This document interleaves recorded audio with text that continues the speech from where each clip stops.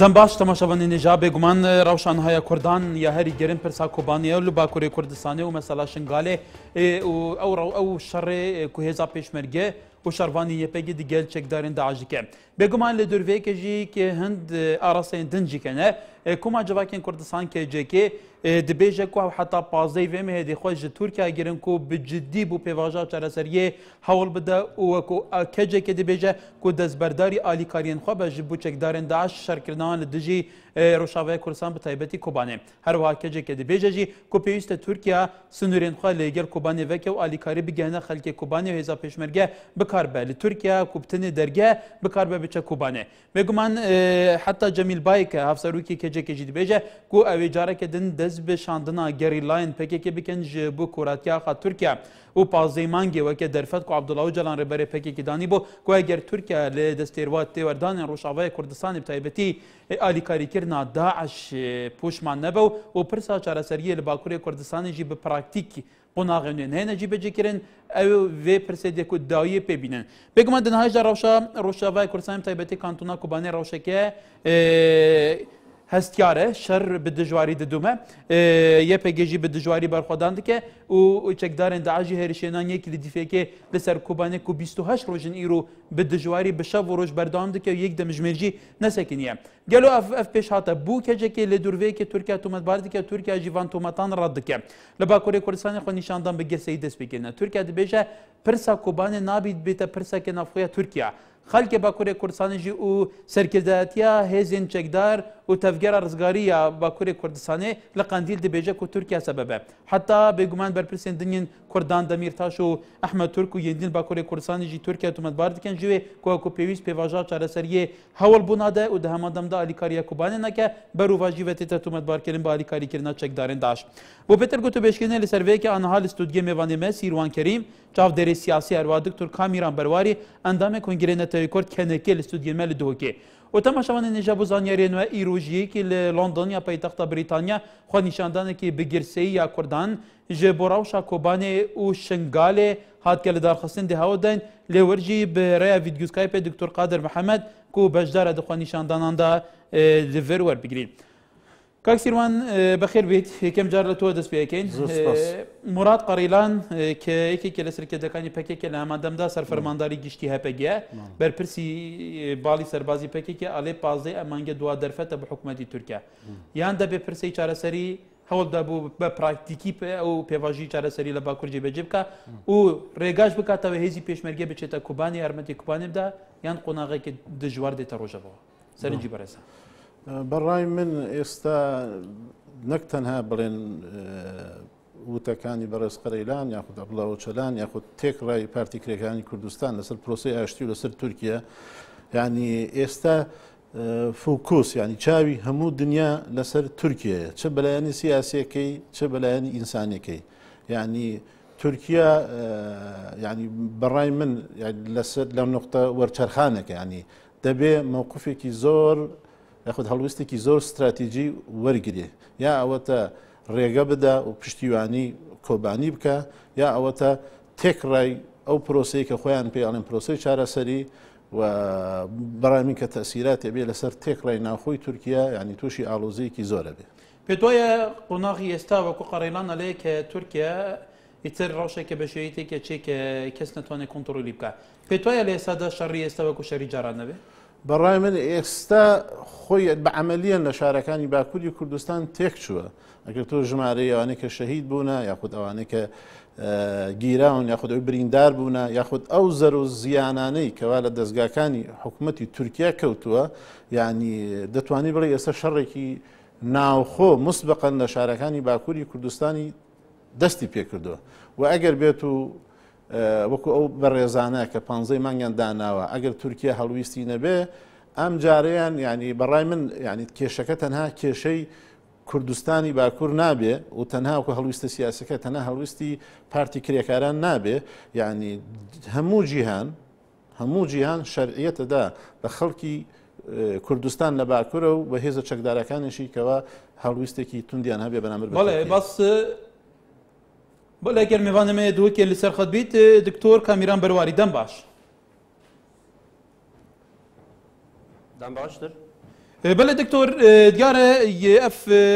ڕۆماڵەمەیە تایبەت سەر کۆبانێ تایبەتی هەڵویستی تورکیا کێجێکێ دەبێژە حتا پازەی vêm هەیە ئەمێ وڵاتی دەینە تورکیا داوی دەرفەتی دەینە تورکیا ji bo ku هەڵویستێ خۆ یەک لای بکە گەل و ئالیکاریە کۆبانێ دکە یان ژیک بەردام بە لە ئالیکاریکردنا داعش دیتناتە و تورکیا ژیک سەرکوێزیرین تورکیا حتا سەرۆکوماری تورکیا ئەردوغان دەبێژە ku nabê bi hiç awayekê pirsa Kobanê pirsekê navxweyê Tirkiye bête şûphandin. Dibêje jî êdî ew ê destê polîs û hêzên emnî vekin her çi tund û tîjekevî beramber sal herdêr û xwe nîşandarên Kurdan encam bidin. Gelo piştî pazdê mangê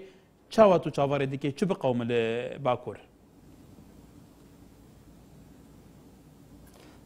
بله پرسا کردی هر چهار آلیت کردستان جیک نهایت جدا کردن جبر کو کردستان یک پارچه و ملت کرد یک ملت و چارنویس کرد و کردستان یک چارنویسه بگمان ترکیه کتا حلای کامازن پشتی جشن سرک وزیر وان و سرک کماروان هنده دا خویانی دان همو پروسیسا چاره سریه و آشتی جبن بر آنجی عربی بجن نصف کرد جبر کو داعش و PKK وکو یک هز پناسه کردن آنکرینه تک خندق دا و داخاز جواکا نافنتوی کری چاوال داعش دادن وصا PKK جی بدن بگمان مثلا کوبان پیوندکا زور با کوره کردستان وایه جبر کو کوبان ترکیه تسلیمی داعش کریه برانبر بردانا هندك بارمتي توان و دبلومات توان شلاية دي داعش تشكريا دست تركيا يو تركيا حتى في دقيقة جافديرية لسروان كتم باكوري كردستان بنغاوت جلب صبر تحمل هافتن PKK KCK وبرس عبد الله وجلان جي وهمي دريت آشتي وديمقراطية بو تركيا بكرنو ودمك زور جدا تركيا لمخابن حتى أفريقيا بهيج آوايا كي جي آوايا تركيا هيج برسفة كأريني ندا بروسيس آشتي جبربه چنده أوا برس قريلان بيجيتن از باور كم صلاحات راسته Türkiye در انجام ویشری بله دکتور شلاوسترین دولت هرمی و ده ترکیه پارچه پارچه بید بله وکو کاک سیروان لستودیه میوانه من دبیجه کو دنها دا افشارنها لباکور کردستان بقومه و شارک به مینا شارن برینه بش برکو دبیجه دنها دا بفعلی شارد لباجاران دست بکریه به دهان جکردان هاتنه قتل کرن جاری هزین اولکارین ترکیه و دیدناتا شارفه جاره دی شارک چابه گلو دی شارک بکو فعلا شر داویه به ایتر آن مشکله چاره سر بان خرابتر به بله هلبت شرع جاره نبیتو که شرع جاران بیتن جبر کو کردا تنها ریک مایه او جی آزادی و رزگار کرنا کردستانه یه ترکا جی تنها دوره هنه یان بردانا برس عبدالله و جلان و دست بکرنا پروسیس آشتی راستا و خو بی فندوفیل یان جی قرکرنا گله کرد بگو من ترکیه نکاری گله کرد قرب کتن هر وکی وگاوه دکر خو ترکیه اعلانا شهر کریه دف چند روزا دا ترکیه خلک سیویل دکوشید و پولیس خواه وکو سایت هار بیدا برداین ناوا و جواکی هر وسا جی اول دو سه ساله گریلا جی چیا بکشان بس ترکیه بردوام بنداو آواد کتو قراقور آواد کتو ترکیه بردوام آماده کاریت شر دکت بر وچن دیجی بدیت نامه ترکیه امیده بیتا اگر بتایبتی باجر ترکا و اگر شر آبوری بجم گشتیاری ترکیه دست بکد دیسا ترکیه آبورا و ویران بیتن برجی نچارن باجر خوارزگار بکن نوش دست ترکا بینندری وان جی یک برک هیا لشکر خوشترستانه بکشن بله کاک سیروان بو یعنی پیتوای وکو چاودێرێک بە تایبەتی لەسەر ڕەوشی تورکیا بوو بەشداری لە شەڕی دژی داعش نەکردووە تورکیا بوو هەریش نەبێت دەرگای حتا دوێنێ شەو باستەوە کرا چاودێرەکان حتا سەرچاوەکان لە کۆبانی تورکیا دەرگای مرۆڤیش لە ڕووی کۆبانێ داخستووە بێگومان ئەمە دوو لایەنی یەکدایانی ئینسانی و لایەنە سیاسەکەی ینی تورکیا نەک تەنها کۆبانی ینی من خۆم ئەگەم لێ ینی هەر لە یەکەم ڕۆژەوە کە دوای پەلەمەردانەکانی شنگال و دوای تا مەخمور هەر لە یەکەم ڕۆژەوە کە فڕۆکەکانی ئەمریکا بەشداریان کرد لە بەردەمانکردنی مەخمور تورکیا بە زمانی جێگری سەرۆکوەزیران نییە ینی دژی بوو ینی ئەوت ئەمە سیاسەتێکی ئەنجامی سیاسەتەکانی خراپی ئەوانە ینی ئەوان ئەم کارانەی داعش ینی بە مەسلەیەکی سیاسی ئەزانن و بە مەسلەیەکی سیاسی وەکوی بڵێ خۆیان ینی وەکو کارەگیریان هەیە و ئێستا مەرجیان داناوە تورکیا کە مەرج دائەنێ بۆ بەشداریکردن خودی مەرجدانانەکە دیسانەوە بەڕای من وەکو بڵێ ئالۆگۆڕێکە دەیەوێت لەگەڵ ڕۆژاوا و لەگەڵ ئەمریکا ینی ئێوە ئەمەم بۆ بکەن من ئەمەتان بۆ بکەم ینی وەکوی بڵێ ئەمریکا و ڕۆژا بچێتە ژێرباری تورکیا کیا و منتەقا منە لە ڕۆژاوی کوردستاندا بنێ بەڕای من ڕۆژئاوا و ئەمریکا تا ئێستا نایانوێ ڕۆڵێکی کاریگەر بدەن بە تورکیا تورکیا ئەتوانێ ینی ئەوەن داوای لەکەن بەشدار بێ بەڵام تورکیا ئێوێ ینی دەورێکی فعلی هەبێ بەڵام ئەوە نایانوێ ئەو ڕۆڵە بدەن بە تورکیا کەواتە هەلومەرجی کوردستان و ئەو هەبوونی شەڕبانانی یەپەگێ بەم شێوە توندە بەرگری لە کوبانێ و ئەو ڕەتفعلەی پێکێکش پێت وایە ئەمەش بخۆی نەبێتە زەختێک لەوەی کە تورکیا نەتوانێت وەکو خۆی ئەوێ سیاست لە ڕۆژاوا بکە ئەمە حقیقەتە تورکیا بکوتم نییە هەر لە یەکەم ڕۆژەوە تا ئێستا حکوومەتی تورکیا سیاسەتی یاخود هەڵویستێکی ڕۆشنی نەبووە یعنی یەک خەتێکی استراتیژی دیاری نەبووە خەتە استراتیژی کە ئەمە پێیازانین ینی ئەوە لە باشووری کوردستان خەڵک چاوەڕێیەکە هاوکاری بکە کە نەیکرد و لە ڕۆژاوای کوردستانش ئێستا کۆبانیە بینین حتا مەسلەیەکی سیاسیش نەبێ وەکو مەسلەیەکی ئینسانی ئێستا هەموو جیانچاوی لەسەر کۆبانیە یعنی یەک زەڕە ویژدانی یان ئینسانی لە تورکیا ناجۆڵێ بەڵێ دکتۆر سەرۆکی هەرێما کوردستانی مەسعود بارزانی بۆ سکای نیوز دەبێژە و ئەوان چاوەڕێ دەکرد تورکیا پێتر ئالیکاریە هەرێما کوردستانی کرێبار تورکیاژی وەکو چاودێر دەبێژین گەلێکی بەرژەوەندیین ئابووری دیگەل هەرێما کوردستانی هەنە نفت لە وردەچە بە هەزاران کۆمپانیین تورکی هەنە لێ دڕاوشێکی وسا کۆمەترسی سەر تایبەتی باشووری کوردستانی هەبوو 3000 تشتێک سەربازین تورکیا لە بامەرنێ و لە زاخ و باتیفا و لە سیریە و ئامێدگی هەبوون هەر نە جوڵانیەک فیشێک ژینەدا هەرێما کوردستانی دەمەکێدا کوات بوو داخوازکردنجی گەلۆ بدیتناتە تورکیا سیاسەتەوێت هەمبەر نەتەوێ کوردە زیاتر حەزاوێ ئەوەکو نەتەوێ کورد بێستاتوب بکە لە دەڤەرێ ئان چاوێ پێتر بەرژەوەندیین خوێن ئابووریە ناف کوردانە کیش دەف تورکیا گرنگترە بلێ هەربەت هیچ ڕەنگێکی شرانگا تورکیا گەلێ کورد و کوردستان و دەستکەفتێت کوردا بۆ گرنگ نینە ji ber ku ev nexema Tirkiya belku pêçewane Tirkiya divêtin ev destkeftiyet Kurda ji dest biçin berjewendiyet aborî bû Tirkiya zor giring e ji sala ekê duê were ev 24 sal e Tirkiya li ser xwîna gelê başûrê Kurdistanê dijît bi milyara dolara salê qazanc diket ji neftê bi milyara dolar jî kompanyiyet xwe qazanc diket bi hezaraha jî karkerêtwan li vêre kar dikin bi hezaraha jî kes rojane diçine Tirkiya pareke zor di hemû rêyekê da xerc dike ji ber vê çendê berjewendiya Tirkiya li gel başûrê Kurdistanê temam berjewendiyeka aborî و آرمانجا وان اونینه پشتوانی الحکومت باشوری کردستان بکن یان الپارتی سیاسیتی بکن یان جی پشتوانی آزادی و رزگاری سر خبونا کردستان بکن بر چنده دیتنامه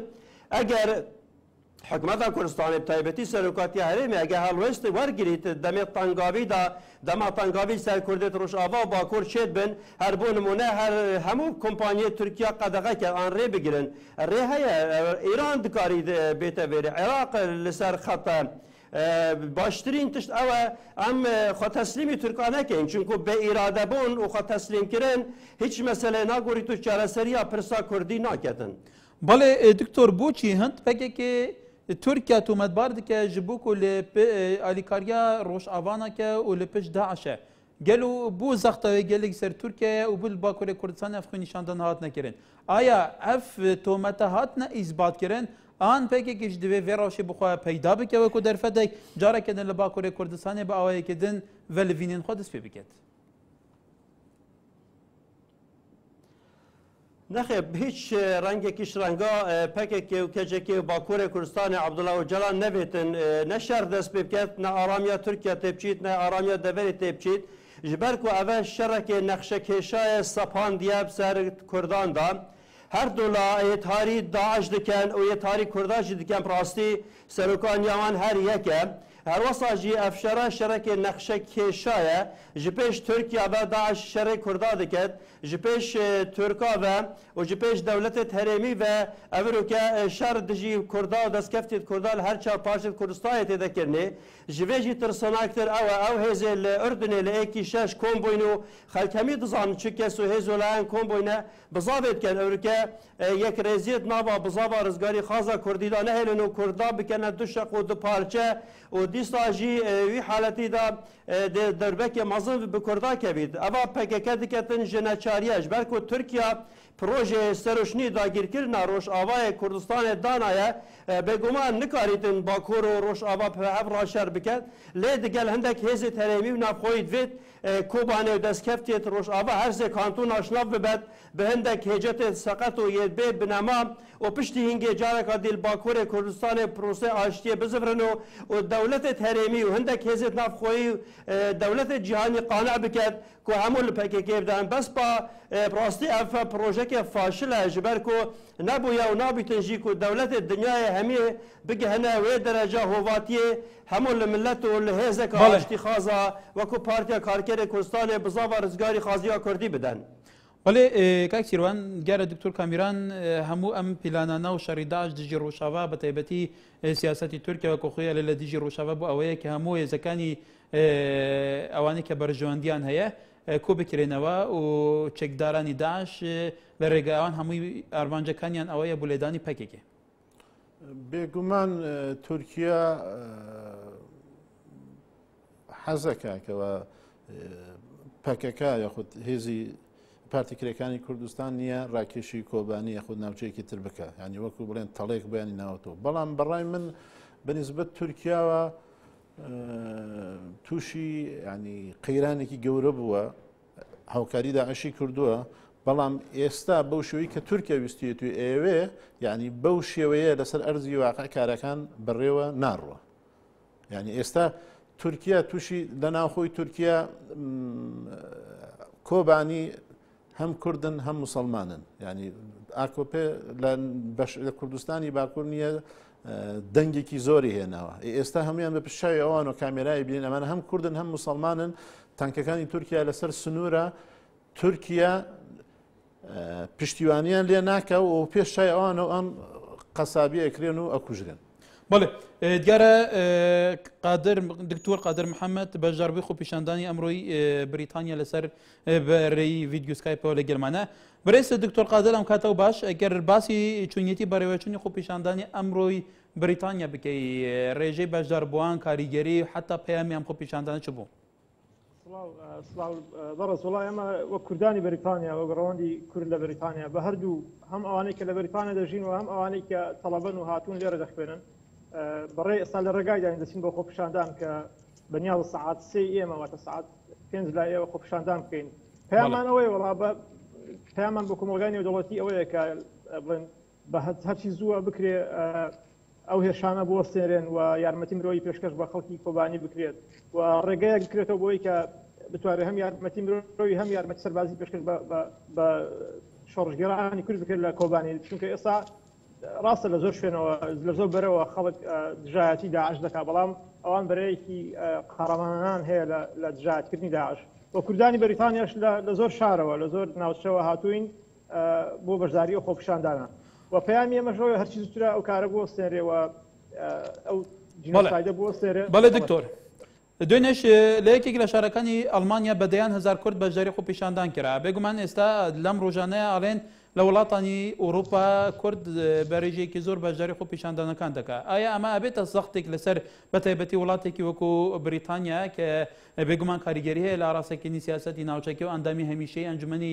ئاسایشی نێودەوڵەتیە ئایا پێت وایە ببێتە زەختێک کە بتوانێت زیاتر ڕۆل لەوەی بگێڕێت کە ئەو ڕەوشێ لە کۆبانی هەیە؟ بەتەکید ئەوە زەختێک دروست دەکات لەسەر حکوومەتی بەریتانیا چونکە حکوومەتی بەریتانیا لە زۆر قۆناغی جیاوازە لە نێژدا گوێ لە ڕای خەڵکی خۆی گرتووە گوێ لە ناڕزایەکان گرتووە گوێ لەوە گرتووە کە خەڵکی وڵاتەکەی چیان دەوێت ئەنی بەتەکید خۆپیشاندانی کوردان هەرچەند ژمارەکەیان زیاتر بێ و حەزمیان گەورەتر بێ و بەردەوامتر بن لە خۆپیشاندان بە دڵنیایی و کاریگەریان دەبێت بە دڵنیایی دەتوانن بردێک بخەنە سەردارێک بۆی بتوانن ئەو زەختەی کە لەسەر کوردە لە کۆبانی کەم بکرێتەوە و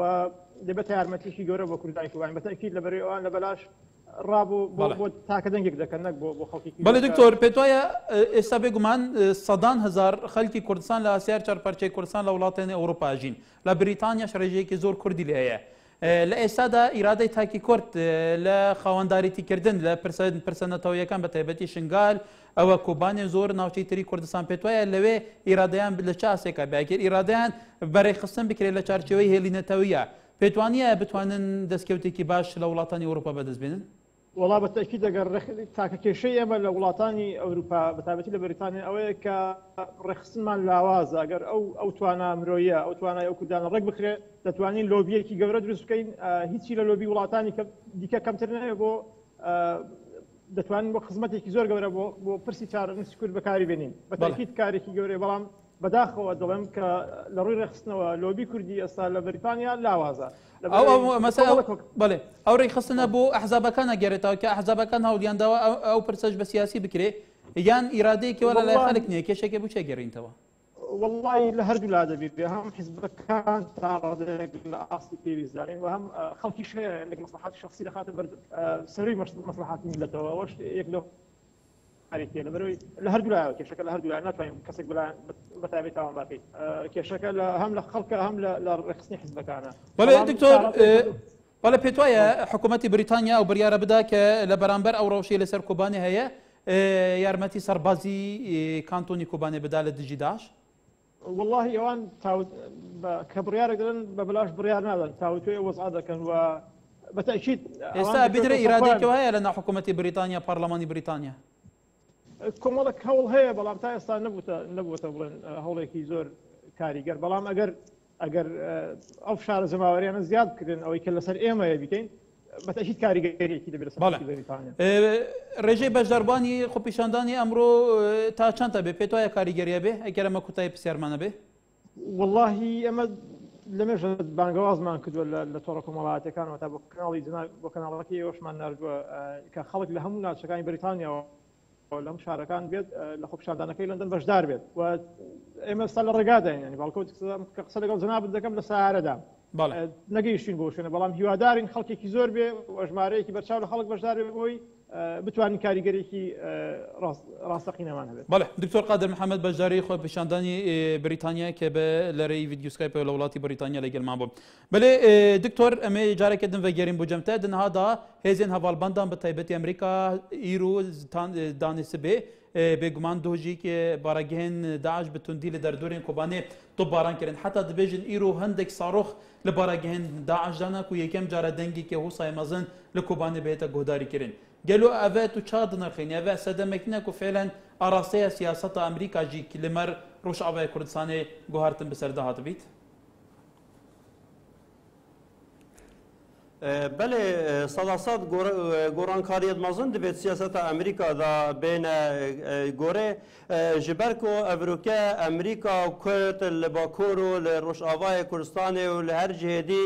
diyek sengerdana sengera dije terorê ketina Kobanê ji bo Amerîka hetek beriyeka geleka mezin e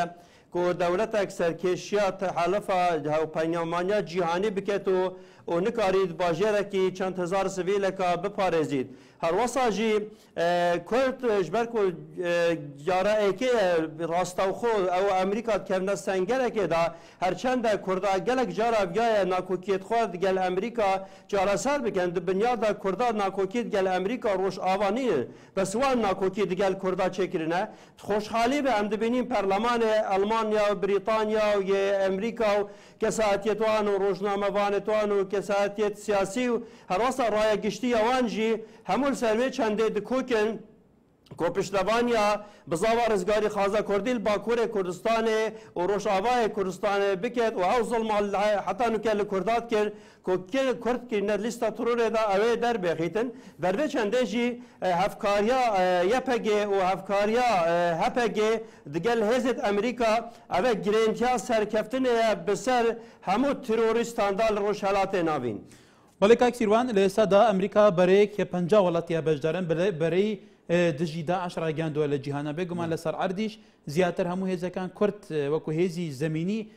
ڕۆڵ ئەبینێ و هێرشە توندەکانی داعشی شەمووی بەسەر ناوچەی کوردیەکانە لە باشوور و ڕۆژاوی کوردستان ئەگەر لە باشووری کوردستان چەند مانگێک بە هێزی پێشمەرگەی کوردستان شەڕی داعش بکە لە ڕۆژاوی کوردستان 2 ساڵ زیاترە بەردەوام هێزەکانی ئەوێ شەڕی داعشەکەن پێتوانی ئەمە تەوازنی هێز بگۆرەی بیرکردنەوەی ئەمریکا بوو نمونە تورکیا تا ئێستاش بەشداری ئەو هێرشانە نەکردووە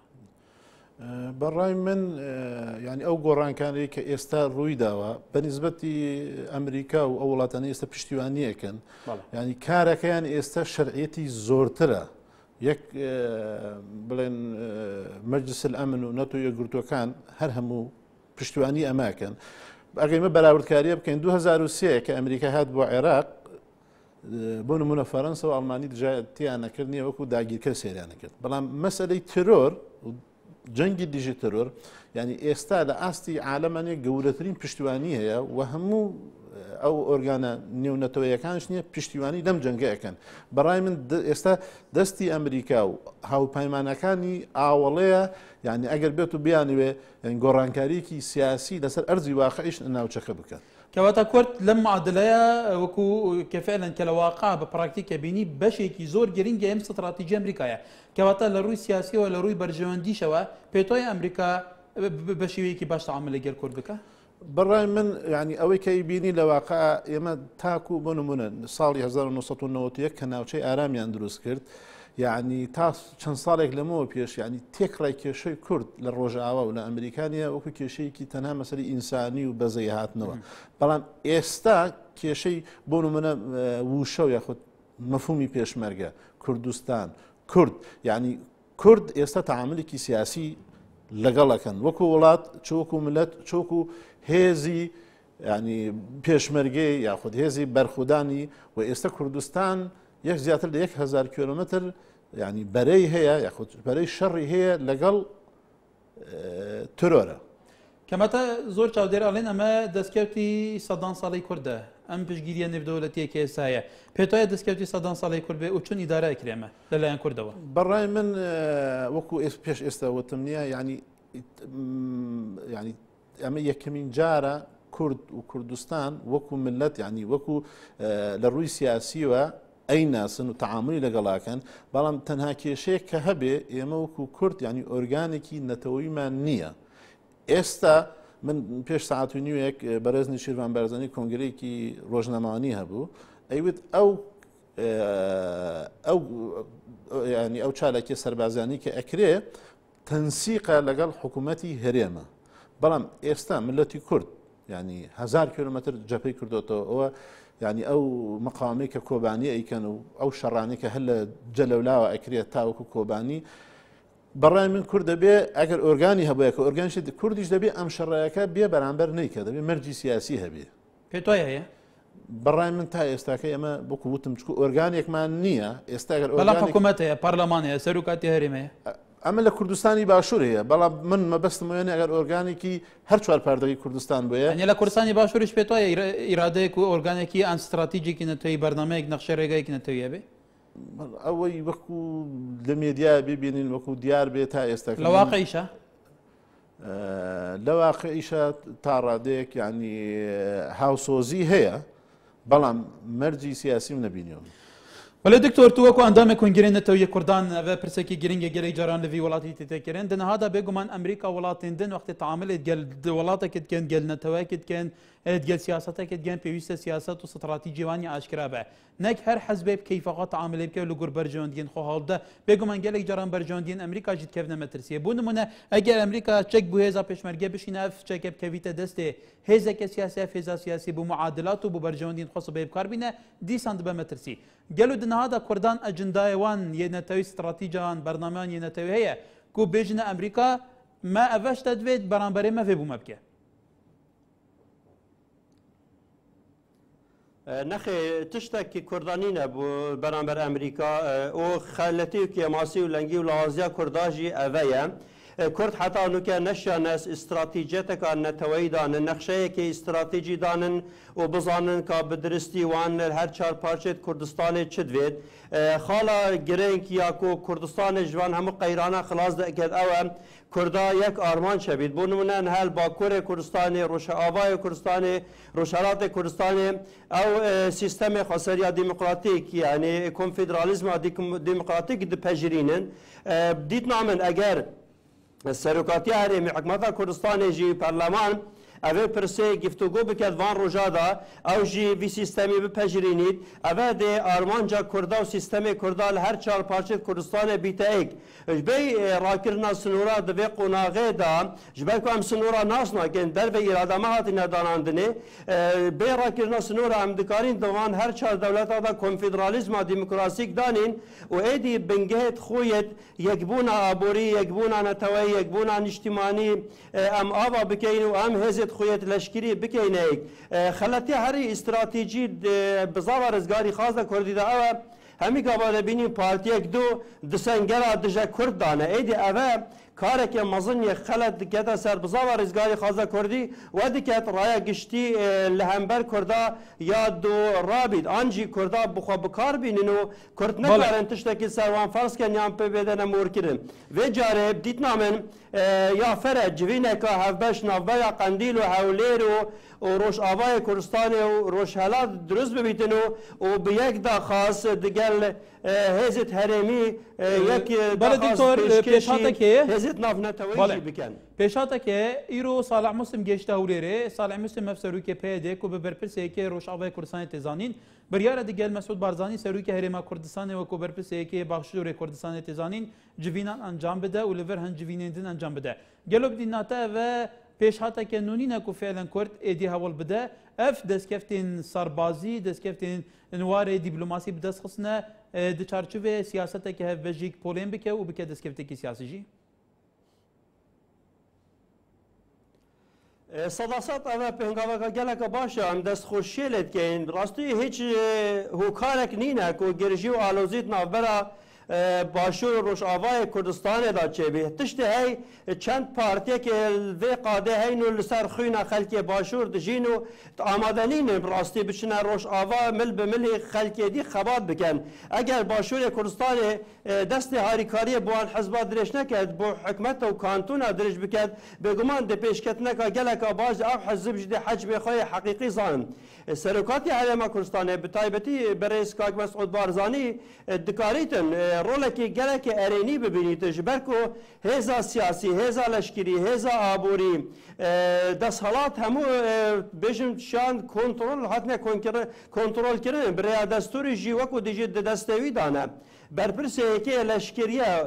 دیسان جی دماغ خدا او عالیه دیجی همویت امنی جی دپیوان دانه آبورا کردستان لپیوان دایه بروچنده لکته گهشتنک نابیناوی و برای صالح مسلم و یپگی دا و هفکاری دیگر باکور کردستان از باورم دکارن هر هیچ نبی دخواست کرده بکنه ایک و اوه دو دلیه نابینا کرده راکن که کرد روژه کش روژه شره هفدو بکن و اف راگهاندنا کردین یا نه شریف جی او دجیه کدب کرد بینن او جی جهول رابید بله کاک سیروان پتویا که باشور و روشای کردستان خواست سیاستی که باش بن با چونیتی تعامل کردن و کاری کردن یکتر زیاتر اتوان سرکوان ام بم شویه لیکتر دور کونوا هر یک بخاصی خوی ناوچکی خوی به پاریزی که چند خطر لسر ویتر به هر هیچ جیب نده لراستی ده یعنی امد دجمنان من دجمنانی کرد و کردستان هر چوار پارچکه و یک ابینن بلام کشکی میل ناو خویا يعني خومن ناكوكيمان هي يعني برجوندي حزبيه خد برجوندي شخصي زاله براي من بيوندي كان لنيواني بارشكاني كردستان بتايبتي استان لنيواني كانتونكاني روج اوار لقل باشوره چند بهزبه يعني بقازانجي همولايكا برپرسێکی سیاسیەکێک لە حەزب باڵا دەستەکانی یاریمی کوردستان ئەلێ چارەنووسی کۆبانێ بەندە بە چارەنووسی هەر چار پارچەی کوردستان کۆبانێ بکەوێ هەر چار پارچەی کوردستان تووسی زەرارە بن لە بەرامبەر بەرپرسی حەزبێکی تری باڵا دەستە کوردستان ئەلێ وانە چارەنووسی کۆبانێ ڕابط نییە بەکەوتنی هەر چار پارچەی کوردستان لەیدانەوەی تو بام قسەی ئەم بەڕای من يعني ئەو بەرخۆدانی ئەو مقاومەتی ئێستا لە کۆبانی هەیە ئیرادەی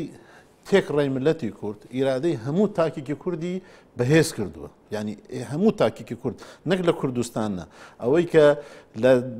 دەرەوەی کوردستانش ئەژین لە هەر شوێنێکی ئەم ژیانە ئەژین ئەو مقاوەتی ئەم ئەوان ئەبینن ینی ئێستا هەموو کوردێک بە بەشی لەو شارە ئەزان لە ڕاگەانی جیهانیشە زۆر باسە کرێ وەکو تو پێشتروتی ئێستا پیشمەرگی کوردستان و مەسەلەن شەڕوانانی بە تایبەتی کچ ئەمە سەرنجی میدیای جیهانی ڕاکێشەوە ئەمەش بۆ خۆی هویەکێتی نییە کە فعلەن دنیای دەرێکەوە بە شێوەیەکی تر بە شێوەیەکی زۆر پۆزاتیفانەتر لە مەسەلەی کورد بڕوانێ يعني لحقيقة أني من خم لأوروبا بوم يعني بو ماويت چند ساڵێکە يعني ژن کوشتن یاخود کوشتنی ناموسی شەرەف نێک و مۆرێک دابیان بە ناوچاوی کوردەوە تەنانەت بۆ نمونە تورکیا ئەگەر کە ژنێک بۆ مەسایلی ناموس بکوژرابایە نەیانەوت لە کوردستان ناڵێن لە کوردستان ئەڵێن نییە جنوبی شەرقی تورکیا مەبەستیان کوردستانە بەڵام بەشداریکردنی ژنان و کچانی ڕۆژئاوا بە قارەمانانە بەشداریان یعنی ئەمە وێنەیەکی زۆر پۆزیتیڤی کەواتە دووە پرسیاری من بۆ تۆ ئەوەی لە کۆبانی ڕوادا پێت وایە تا چ ڕادەیەکی بەردەوام بێ ئایا سەرکەوتنی شەڕوانانە یان پێچەوانەوە ئەوی ئێستا کەوتکەوە و چاودێرێکە بینی بەڕای من ینی دوو خەڵک ینی ئەگەر کۆبانی ینی ئێستا فشارێکی زۆر لەسرە بەڕای من خەڵکی کۆبانی کاری خۆیان کردووە تا ئێستا مقاومەتیان کردووە نییە ئەمە ئێستا گەورەترن سەرکەوتن بۆ ملەتی کورد بەڵام من لەو قەناعەتە نیم ئەمریکا و هاوپەیمانانی بێڵن کۆبانی بکەوێت چکو تێک ڕای ئەو پرۆسەی کە دەستیان پێ کردووە نییە ئەکەوێتە ژێر گومانەوە بەڵێ دکتۆر پەرسەمایە داویە ئەوە نێزیمەیەکە لە کۆبانێ بە چەند سەد گەریلان بە ئەسلیحەیەکە تەقلیدیەکەڤن بێگومان بەرخۆدانێ دەکەن هێرشێن گەلێک دژوارن داعش بەردام تێنە تێشکاندن حتا شەڕێک کۆڵان بکۆڵان دەبێژنێکی تاکتیکەکان نییە یەپێگێ ئەف شەڕە گەلێک سەرکەتی تر بووە لە شەڕێن بەریانەها گەلو دیتناتەوە کۆچاودێرێکی کانتونا کوبانێ قۆناغێن مەترسیە دەرباسکردنە یان جینە و چارەنویسێ vê kantonê vî bajarî tu çawa dibînî bile بله وەکو مەترسی سەر gelê Kurd bi giştî û ser Kobanê bi taybetî heye ji ber ku dijmina kiriye armanca xwe ya serekî û hêzeka yekcar mezin jê bikardîne lê gelê şoreşgerê Kobanê û bizava rizgarî xaza Kurdî hemû divê bawerê dane ku divêt em piştevaniya Kobanê bikeyn û Kobanê neşkêt ji ber ku Kobanê rometa mirova û mirovetiye parast û îrada terorê şikand ئەوە لە کۆبانە تێتەکردنێ نوێسین و نەخشە کێشانە نەخشەیە پاشەڕۆژە کورد و کوردستانەیە و کۆبانێ بوو ناسنامە نەتەوەیە کوردستان ئامازن و ناسنامە ئازادی و ڕزگاریە کوردستان ئامازنش بەرێ چەندێژی خەلکێ کۆبانێ قەهرەمانیەخوا ناودارن یە پەگە ناشکێت داعش بکەونە تێدا یان نەکەونە تێدا Kobanê bi hemû qeza û nehî gundê dixwaze heta ser deryaspî demînî bihosteka axa Kurdistanê û parçeka axa Kurdistanê û nexşeyê Tirkiye û Daeş jî bêguman dêşnavçît û Kobanê debîta mezintirîn goristana wan kesa evêt komplo li ser Kurda û Kurdistanê kirî. بەڵێ دکتۆر کامیران بەرواری ئەندامە کۆنگرێ نەتەوەی کورد کەنەکێ لە سوودیێنمە لە دهۆکێ سیروان کەریم چاودێری سیاسی لە سلێمانی لە سوودەکانمان و دکتۆر قادر محەممەد لە بریتانیا برەیە ویدگوسکایپێ بەشداری دناوا vêr و ماڵەما تایبەت کرد خێرهاتنا mêvanê xwedkên gelek spas بەلێ تەماشەوانê nîja heta bev geşneke din li vir dixwêr û xweşiyan dabin